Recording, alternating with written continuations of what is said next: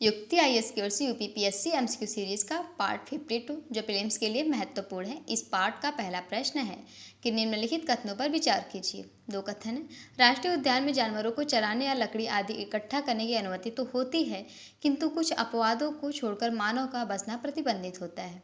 दूसरा कथन है कि वन्य जीव अभ्यारण्य में किसी भी प्रकार के अधिवास की अनुमति नहीं होती। उपयुक्त कथनों में से कौन सा सही ये बताना है। तो 4 विकल्प है, केवल एक, केवल दो, एक और दो दोनों, या न तो एक और न ही दो। सही विकल्प हो जाएगा ऑप्शन डी। कोई भी कथन सही नहीं है, क्योंकि राष्ट्रीय उद्यान में चराई, लकड़ी इकट्ठा करना आदि पूरी तरह प्रतिबंधित होता है। यहाँ संरक्षण सबसे सख्त होता है। वही कथन 2 गलत है, क्योंकि वन्य जीव अभ्यारण्य में कुछ हद तक मानव गतिविधियां रहना संभव होता है सीमित रूप में। अगला प्रश्न है कि द्वितीयक अनुक्रमण के संदर्भ में निम्नलिखित कथनों पर विचार कीजिए। दो कथन है। द्वितीयक अनुक्रमण प्राथमिक अनुक्रमण की तुलना में धीमा होता है। दूसरा कथन है कि यह मौजूदा प्रजाति के पूर्ण या आंशिक विनाश के बाद जैविक समुदाय का क्रमिक विकास है। उपयुक्त कथनों में से कौन सा सही है ये बताना है। तो 4 विकल्प है, केवल एक, केवल दो, एक और दो दोनों, या न तो एक और न ही दो। सही विकल्प हो जाएगा ऑप्शन बी, केवल दो। क्योंकि द्वितीयक अनुक्रमण के संदर्भ में अगर देखें तो कथन 2 सही है, जबकि कथन 1 गलत है।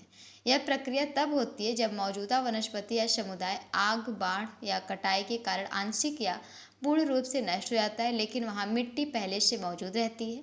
और यह प्राथमिक अनुक्रमण की तुलना में तेजी से होता है, क्योंकि इसमें मिट्टी के निर्माण जैसी लंबी प्रक्रिया की आवश्यकता नहीं होती।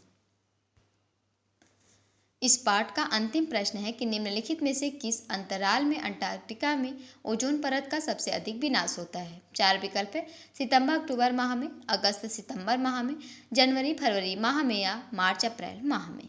सही विकल्प हो जाएगा ऑप्शन ए। अंटार्कटिका में ओजोन परत का सबसे अधिक विनाश, जो कि ओजोन छिद्र का निर्माण दक्षिणी गोलार्ध की बसंत ऋतु के दौरान होता है, जो मुख्य रूप से सितंबर और अक्टूबर का महीना पड़ता है उसमें।